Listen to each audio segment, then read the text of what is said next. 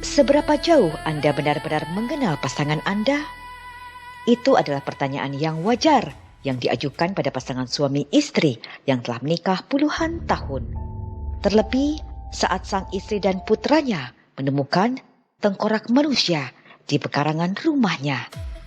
Yang selanjutnya, polisi menemukan sekitar 10.000 lebih tulang belulang manusia yang terkubur menyebar di pekarangan rumah mewah seluas lebih dari 7 hektar. This isn't just the ordinary news. Dan puluhan ribu tulang belulang manusia tersebut adalah korban-korban dari kejahatan menyimpang suaminya. This is a true story that shook the world. Namun sang suami tidak dihukum penjara atas kejahatannya. Bahkan polisi tidak pernah menginterogasinya. Uncovered in a signature K-Channel documentary. Dan ini adalah sekelas kehidupan ganda paling aneh tentang seorang pria yang jejak pembunuhannya bermula dari tempat hiburan malam eksklusif sampai ke halaman belakang rumahnya sendiri.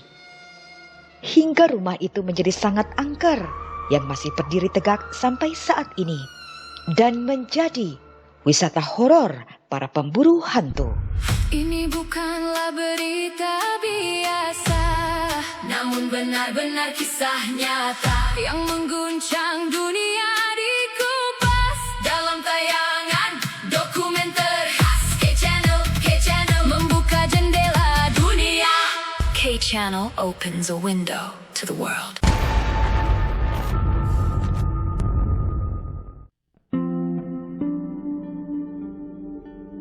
Westfield, Indiana, Amerika Serikat adalah daerah yang tenang dan damai. Terletak hanya 20 mil dari kota metropolitan Indianapolis yang ramai. Tetapi daerah ini jauh dari kesengsaraan perkotaan. Karena daerah ini adalah distrik yang identik dengan prestis. Di sini kita bisa melihat rumah-rumah yang nilainya berkisar jutaan dolar atau sekitar belasan hingga puluhan miliar rupiah. Di antara rumah-rumah tersebut, terdapat sebuah rumah yang paling luas. Rumah mewah yang sangat besar yang memiliki halaman yang super luas, seluas 7,3 hektar. Sehingga leluasa untuk memiliki banyak kuda dan dapat berkuda seleluasa mungkin di atas lahan berhutan milik sendiri. Pemiliknya adalah seorang pengusaha muda bernama Herb Baumeister.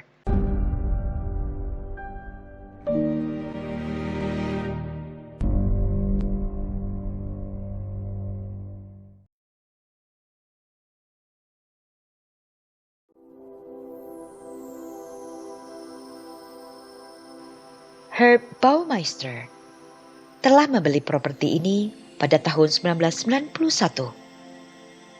Yang kemudian, ia memberi nama properti tersebut Fox Hollow Farm.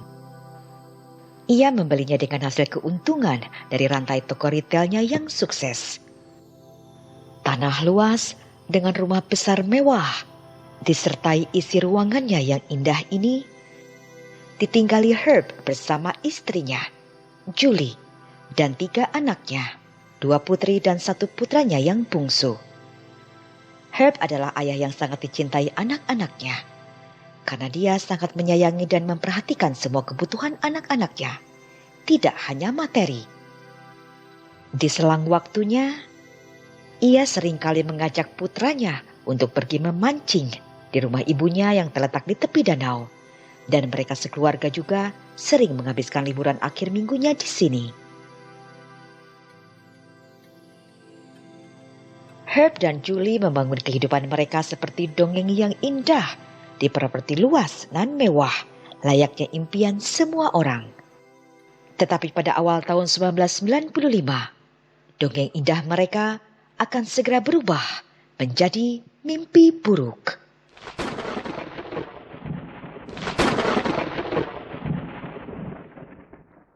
Diawali ketika putranya yang berusia 13 tahun menemukan penemuan menakutkan di pekarangan belakang rumahnya. Early in the year of 95, my son and a friend of his had been walking in the backyard on a Sunday afternoon. And he came to the back door downstairs and said that he had found bones, and we went and looked, and they looked like human bones. There was actually a head or a skull or whatever, a round thing. And then there was a slight amount of other bones there as well. Herb wasn't home. When he came home, I took him out and I said, look at this, and he said, oh, those are the bones that were in the garage that were Dad's. When Herb offered his explanation that they were ones that his father had had in medical school and been at in the garage, I really didn't question that. Herb saved everything. Nothing was ever thrown away. Ya, Herb menjelaskan bahwa kerangka manusia yang ditemukan putranya, Eric, adalah milik ayahnya yang dipakai untuk riset. Ayah Herb adalah Dr. Herbert Eugene Baumeister. Ia adalah seorang ahli anestesi. Julie mempercayainya dan tidak memikirkannya lagi. Julie juga tidak menghubungi polisi atau menyebutkan penemuan putranya pada siapapun. Sementara itu, di Indianapolis, sesuatu yang aneh sedang terjadi.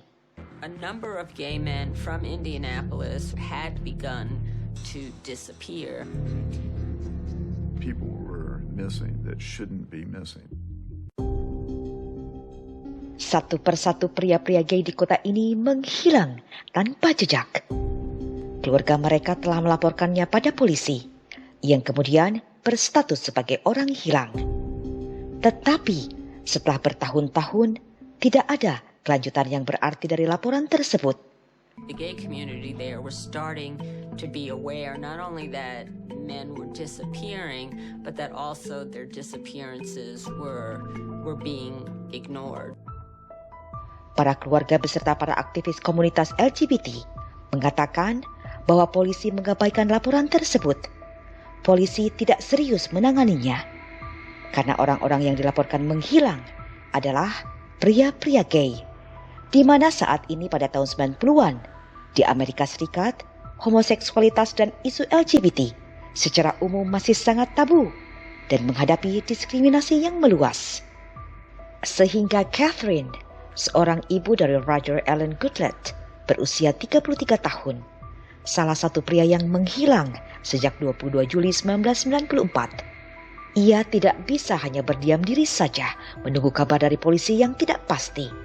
Lalu ia menyewa seorang detektif swasta, Virgil Vandegrift, untuk mencari tahu keberadaan putranya dan apa yang terjadi padanya.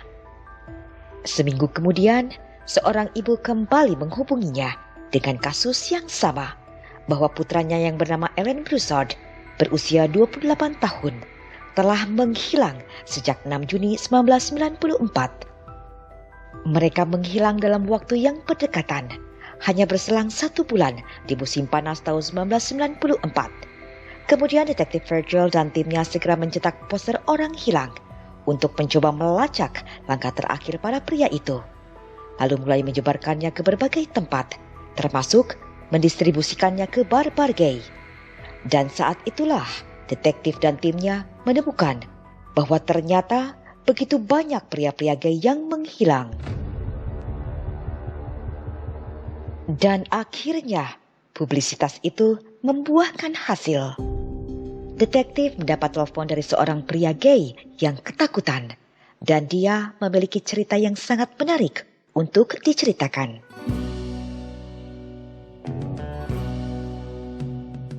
Indianapolis adalah pusat kehidupan gay di Midwest, rumah bagi belasan bar-bar gay dan 3 surat kabar gay. Kota besar ini menyediakan komunitas dan toleransi yang relatif. Tetapi pada musim panas tahun 1994, 8 pria gay telah menghilang. Posternya muncul di papan pengumuman di bar-bar gay dan klub di sekitar kota. Kemudian seorang pria gay bernama Mark Gutierrez. Ia adalah seorang teman Roger Allen Goodlett, pria yang hilang yang sedang diselidiki detektif. Mark adalah orang yang berhasil lolos dari nasib yang tidak dialami para pria gay yang menghilang. Mark menceritakan tentang pertemuan menyeramkan yang dia alami dengan seorang pria yang dia temui di sebuah bar di pusat kota. Pria kulit putih berusia pertengahan 40-an. Mark memperhatikan pria itu sebelumnya di sekitar lingkungan bar di Indianapolis. Pria itu selalu datang sendirian, menyendiri, dan tampaknya tidak pernah merasa nyaman. Dan pada malam itu, pria tersebut sedang melihat poster pria-pria gay yang menghilang dengan ekspresi yang menunjukkan rasa khawatir. Mark kemudian mulai bicara dengan pria tersebut yang mengaku dirinya bernama Brian Smart. Lalu Brian mengajak Mark untuk pergi dengan mobilnya dalam perjalanan panjang menuju sebuah perkebunan terpencil yang sangat luas. Terdapat sebuah rumah keluarga di pinggiran kota yang tenang. Brian mengaku bahwa rumah besar tersebut yang berisi banyak manekin itu adalah milik majikannya yang sedang pergi berlibur. Mereka berdua lalu berjalan menuju kolam renang dalam ruangan yang berada di bawah. Kemudian, dua pria ini mulai bercumbu. Tetapi di sini ada permainan seksual yang sangat aneh. Pria itu senang melilitkan selang air ke lehernya dengan agak keras hingga ia jatuh pingsan ke dalam air dan tersadar 1 menit kemudian. Saat ia tersadar, ia mengatakan pada Mark itu adalah sensasi yang luar biasa yang dirasakannya. Dan itu adalah yang disebut sebagai asfiksia seksual. Which basically means choking someone while they're involved in a act and putting off air and oxygen to the brain. There are two potential thrills involved here. The one psychosexual physical sensation of heightened sexual feelings, but there's also that brinkmanship business of I'm about to die type of thing, and I'm taking this right to its zenith. Kemudian Brian meminta Mark untuk mencobanya. Dan Mark mengizinkannya. Tetapi kemudian Mark tidak tahan lagi. Ia lalu berpura-pura tak sadarkan diri agar bisa terlepas dari lilitan selang di lehernya yang ditarik keras oleh Brian. Dan akhirnya Mark berhasil terlepas. Saat Mark kembali sadar, Brian sangat terkejut. Lalu ia mengatakan bahwa saat ia melihat Mark dengan mata melotot, bibir membengkak dan perubahan pada kulit, itu membuatnya sangat bergairah.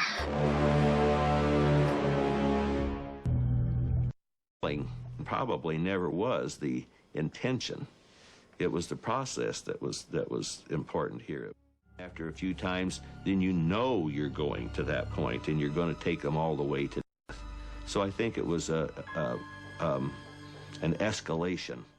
Tetapi Mark menjadi kesal dan sangat marah karena Brian telah menyakitinya dan ia akan melaporkan hal tersebut pada pihak berwenang. Kemudian Brian meminta maaf dan Mark membujuknya untuk mengantarnya kembali ke bar. Terguncang dengan pengalaman dalam pertemuan tersebut, Mark segera menelpon detektif swasta. I told him that a man was up in Hamilton County strangling people. Ia memberitahunya bahwa jika detektif ingin menemukan pria-pria yang hilang, dia harus menemukan Brian Smart. Tetapi ketika melakukan penyelidikan, detektif memiliki kesulitan untuk melacak orang-orang bernama Brian Smart yang sesuai dideskripsikan oleh Mark, dan itu menjadi buntu. Namun detektif tidak menyerah. Ia kemudian mencari rumah mewah di lahan perkebunan luas yang juga terdapat peternakan kuda dan memiliki jalan masuk yang panjang dan khas seperti yang digambarkan Mark. Dan ia mulai mencarinya dengan helikopter. Setelah tempat itu terlihat jelas di udara, kemudian detektif pergi ke rumah tersebut. Namun setibanya di sana, tidak ada orang di rumah. Lalu ia mengitari sekitar rumah itu untuk memastikan bahwa ini adalah tempat yang dimaksud dan mencari tahu siapa pemiliknya. Dari catatan pajak properti, tercantum bahwa orang yang membayar properti di sana adalah Herbert Baumeister.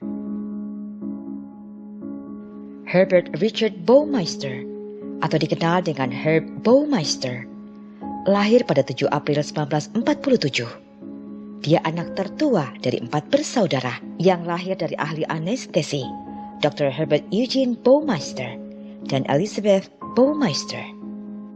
Di masa remajanya, ia mulai menunjukkan perilaku aneh, yang senang buang air kecil di meja guru, dan senang bermain dengan hewan mati. Lalu kemudian, ayahnya membawanya untuk menjalani pemeriksaan kejiwaan. Ia kemudian didiagnosis menderita skizofrenia paranoid dan gangguan kepribadian antisosial. Tetapi Herb tidak menerima perawatan psikiatri lebih lanjut. Saat memasuki masa kuliah di Indiana University, yang akhirnya tidak ia lanjutkan, di sini ia bertemu dengan seorang gadis cantik yang juga pelajar di Indiana University. Dia adalah Juliana Seder, atau lebih dikenal dengan panggilan Julie. I was a sophomore at Indiana University. The IU football team won the right to go to the Rose Bowl. It's game time. And it was during the preparation to go to the Rose Bowl that I actually met Herb. My first impression was he was a lot of fun to be with. I enjoyed myself more when I was in his company. Setelah 3 tahun perkenalan, akhirnya Herb dan Julie menikah pada tahun 1971. Namun 6 bulan setelah mereka menikah, ayahnya memasukkan Herb ke rumah sakit jiwa karena depresi selama 2 bulan. Setelah 3 tahun menikah dan memiliki anak, akhirnya Herb mendapat pekerjaan di Biro Kendaraan Bermotor Indiana, BMV. Di sini, ia mampu menunjukkan kinerjanya yang baik hingga ia naik pangkat menjadi direktur program. Tetapi 2 tahun setelah ayahnya meninggal, pada tahun 1985, ia dipecat setelah membuang air kecil di atas meja manajernya dan di atas surat yang akan dikirimkan pada gubernur.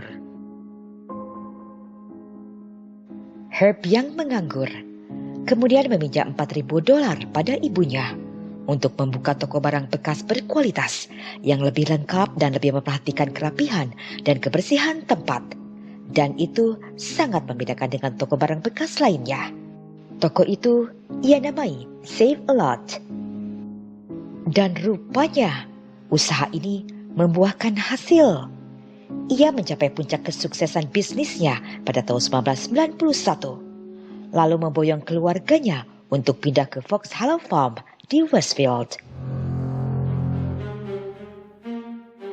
Setelah detektif Virgil mendapatkan informasi dan meyakini bahwa Herb Baumeister adalah orang yang patut dicurigai atas hilangnya para pria gay, lalu ia segera memberitahu lembaga penegak hukum di Hamilton County, tempat properti milik Herb berada. Tetapi sia-sia.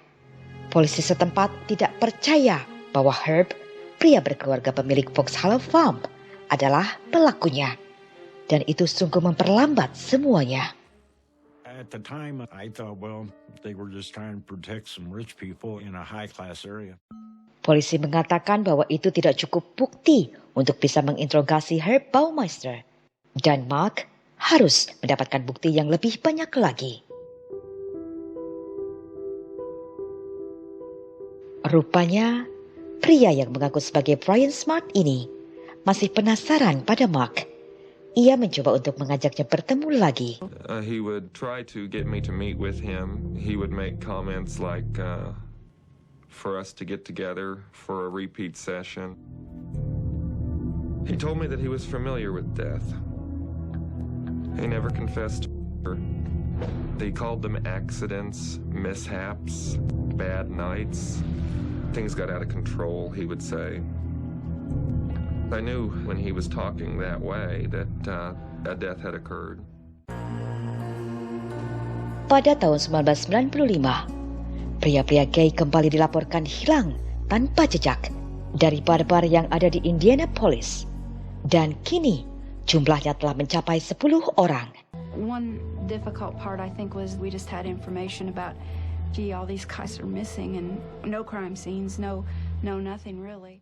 Namun, di tahun inilah petunjuk itu kemudian muncul ketika Mark melihat pria itu lagi di bar pusat kota.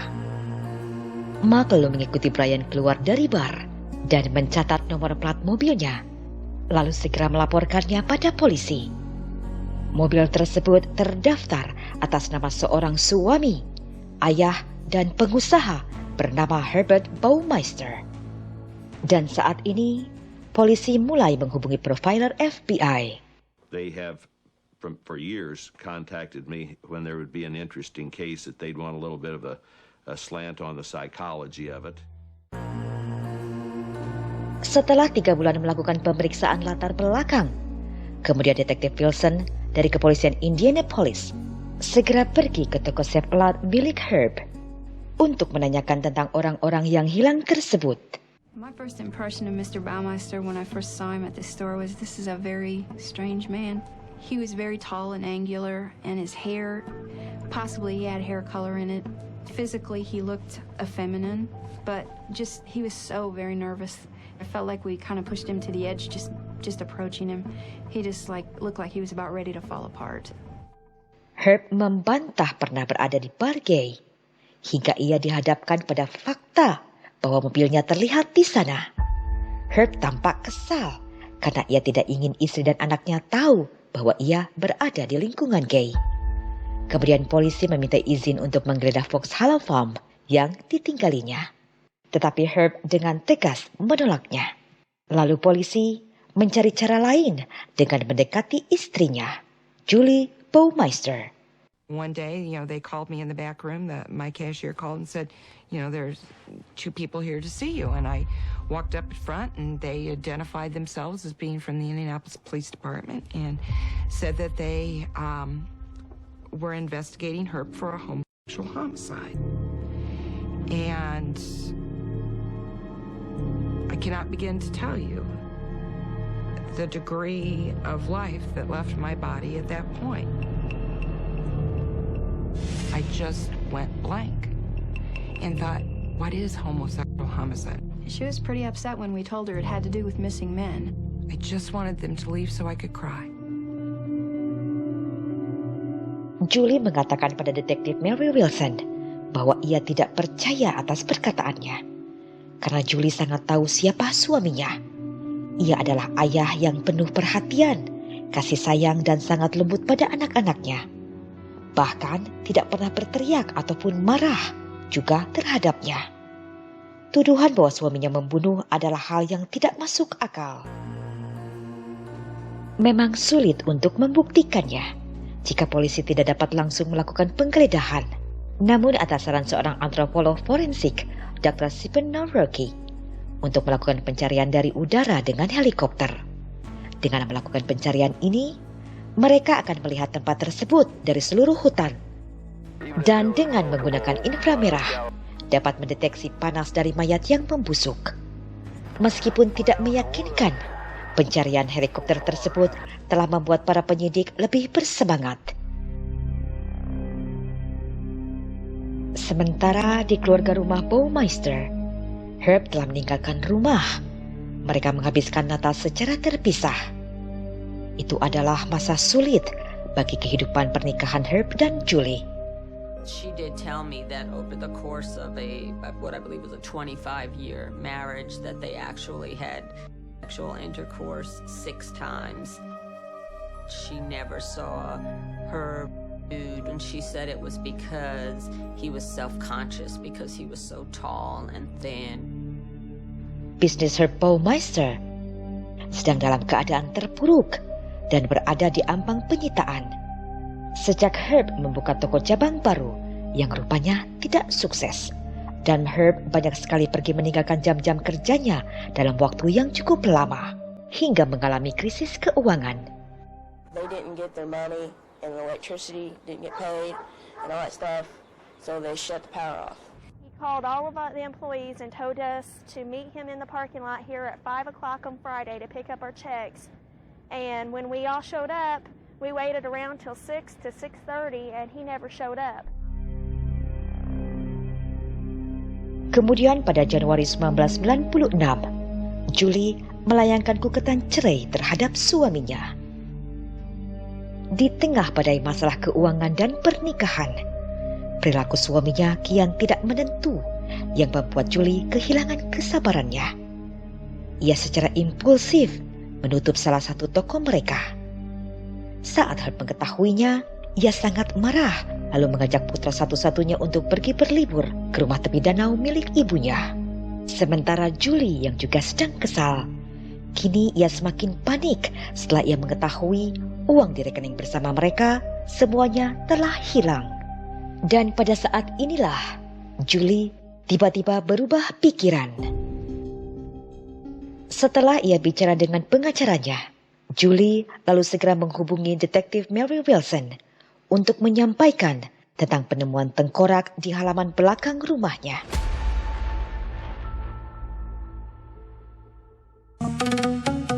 K-Channel, K-Channel, membuka jendela dunia.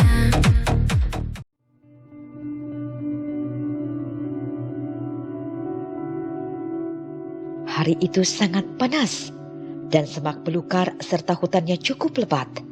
Dan di hari itulah, dengan perasaan bercampur aduk, Julie mengantarkan polisi ke area tempat ditemukannya tengkorak. Dan tiba-tiba, salah satu petugas polisi mengambil sesuatu yang sepertinya sebuah tulang manusia. Lalu menemukan sesuatu yang lainnya. Dan itu sepertinya adalah gigi manusia. I looked down and there were human teeth, 3 or 4, about where I was standing, with what appeared to be finger bones, and things got pretty exciting at that point.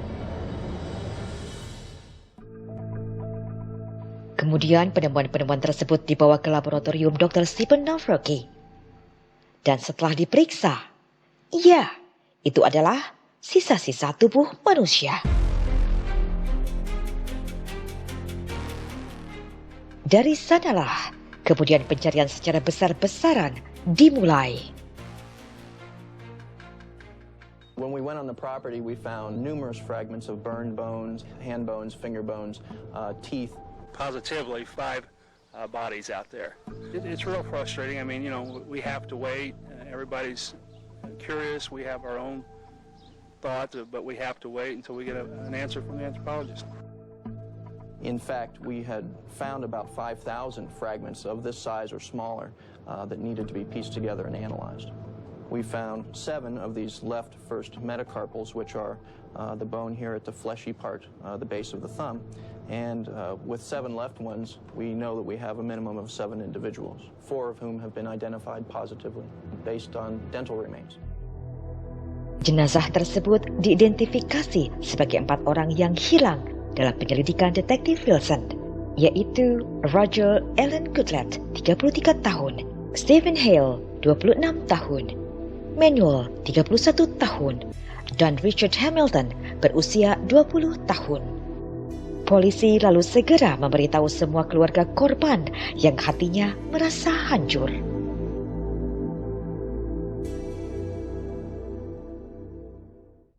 I've tried so hard to find my brother. I didn't want it to end like this. Saat pencarian tulang-tulang menjadi semakin meluas, Detektif Wilson pergi ke rumah tepi danau untuk mengambil hak asuh Eric, putra Baumeister, dari tangan ayahnya. Tetapi polisi membiarkan Herb pergi. Polisi mengatakan bahwa mereka ingin melihat persis bukti-bukti yang mereka miliki terlebih dulu sebelum mengembangkan rencana tindakan. Selama bulan Juni 1996, polisi masih melakukan pencarian ke semua area secara teliti dan tentunya akan memakan waktu yang lama di lahan seluas ini. Sementara saat polisi menggali halaman rumah keluarga Baumeister, Julie dan anak-anaknya menjadi tahanan di rumah mereka sendiri. Lalu, bagaimana dengan Herb Baumeister?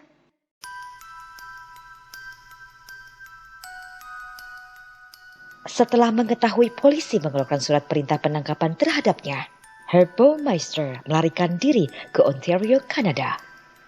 Meskipun demikian, sang istri Julie masih tetap tidak mempercayai bila suaminya Herb yang bertanggung jawab atas pria-pria gay yang hilang dan atas penemuan tulang-tulang sisa-sisa manusia di halaman rumahnya.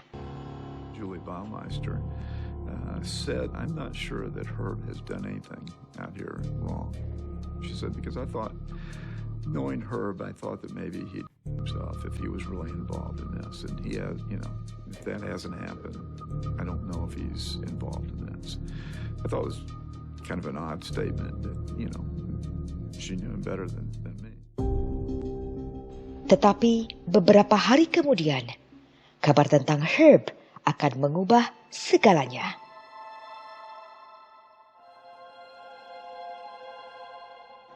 Pada pukul 5 pagi hari, pengacara Julie Baumeister datang menemui Julie di Foxhall Farm dan dia akan menyampaikan kabar yang sangat mengejutkan.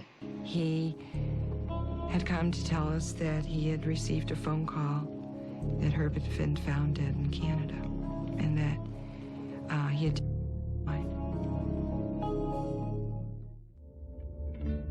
He left a rambling 3-page suicide note that talked about the failing business and that his marriage was over and the problems he and Julie were having, but he made absolutely no reference to the killings or to any of the missing men. Herb Baumeister yang tidak bertanggung jawab atas tindakan kejahatan yang telah diperbuatnya dengan cara mengakhiri hidupnya, membuat para keluarga korban melampiaskan amarah mereka pada istrinya, Julie Baumeister. He took the easy way out. We have to suffer. We have nobody to show our anger to. A true serial killer will take the information with him to the grave.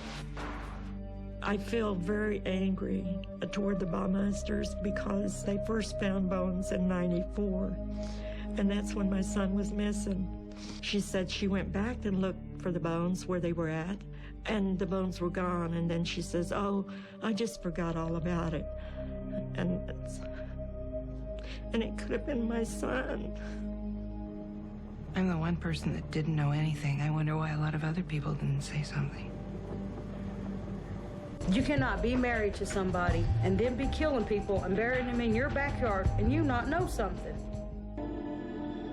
I know more about him than all the people on the face of this earth put together.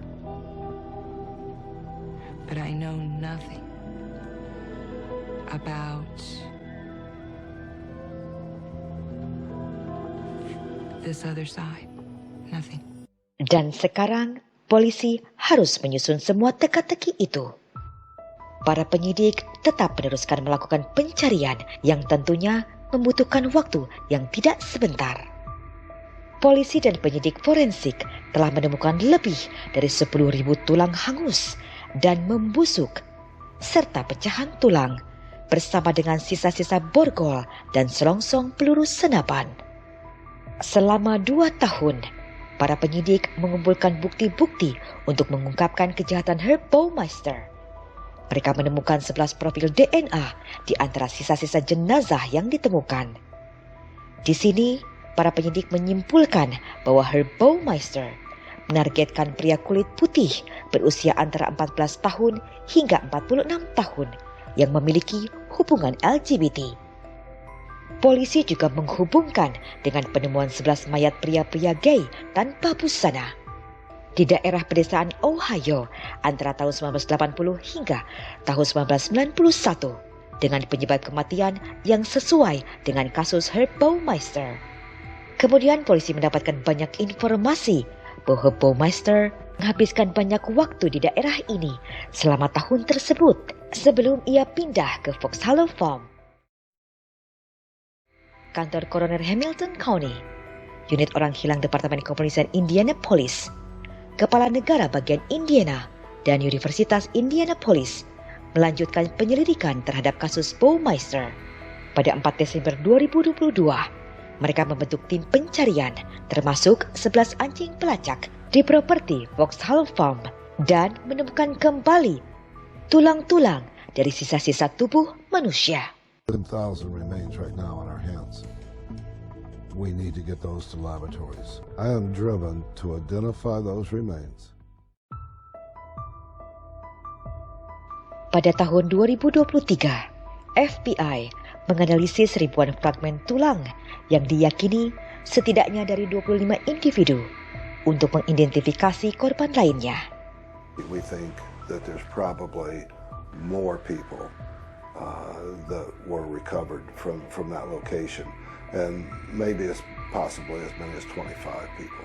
Setahun kemudian, pada tahun 2024, Coroner Hamilton County dengan para ilmuwan yang telah mengembangkan profil DNA komprehensif kembali berhasil mengidentifikasi korban baru yang diketahui bernama Jeffrey A. Jones dan Daniel Thomas Halloran. Dan ini berarti total korban yang telah teridentifikasi sampai saat ini sebanyak 11 korban. Coroner Hamilton County masih harus terus bekerja keras melanjutkan proses identifikasi dari sisa-sisa tubuh manusia yang ditemukan di Vauxhall Farm yang belum teridentifikasi. He was the most prolific serial killer in Indiana history. This Christmas, all that I want is world peace. But if I can't have world peace, I'd like some of those red and green M&M peanuts and a big hug. That's all. He did leave a double life. Mr. Baumeister would not tell his wife of other activities that he was doing, such as leaving the residence at night and not coming back for a day or two at a time, and then ended up being prowling bars. Lalu, bagaimana kabar istri dan anak-anak Herb Baumeister? Dan bagaimana dengan nasib Vauxhall Farm? Julie dan anak-anaknya menghilang dari sorotan publik. Ia mengganti nama dan pindah dari Vauxhall Farm. Dia menjaga ketat privasi anak-anaknya. Dia tidak pernah mau menunjukkan wajah anak-anaknya karena dampak psikologis yang parah yang dialami anak-anaknya. Terlebih putra bungsunya. Menurut kabar People Magazine, putra bungsunya hingga dewasa saat ini masih mengalami trauma dan masih butuh terapi bertahun-tahun. Sementara Vauxhall Farm, Julie menolak warisan Vauxhall Farm seluas 7,3 hektar itu yang ditinggalkan suaminya. Lalu rumah itu kemudian disita dan dijadikan TKP sampai saat ini. Lalu pada tahun 2006, Vauxhall Farm dibeli oleh Robert Graves dengan harga murah untuk ditinggali bersama keluarganya. When we first got here, we decided that we were going to try to put all this behind us, but you can't get away from it. It's always that play. Tetapi ternyata rumah itu sangat angker. Anak-anaknya sering mendengar ketukan, melihat bayangan, barang-barang yang berpindah, lampu menyala dan mati sendiri, hingga kejadian mengerikan di kolam renang saat ada tangan yang merabanya. Dari sanalah kemudian kolam renang itu ditutup dan akhirnya Robert menjual lahan tersebut dengan harga yang terus merosot. Lahan itu masih ada dan rumahnya masih tetap berdiri setelah beberapa kali ganti pemilik karena tidak tahan untuk tinggal lebih lama. Kini rumah Vauxhall Farm menjadi wisata horor yang disewa untuk para tim paranormal, YouTuber para pemburu hantu dan true crime. Sementara lahannya masih digunakan oleh Coroner Hamilton County untuk mengidentifikasi korban. Bagaimana menurut Sobat Kay semua? Silahkan berbagi pendapatnya secara bijak ke dalam kolom komentar. Dan berikut referensi dalam kisah nyata dokumenter Kay Channel kali ini.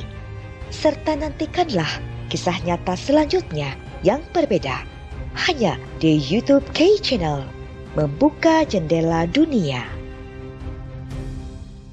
This is a true story that shook the world. Uncovered in a signature K-Channel documentary. K-Channel opens a window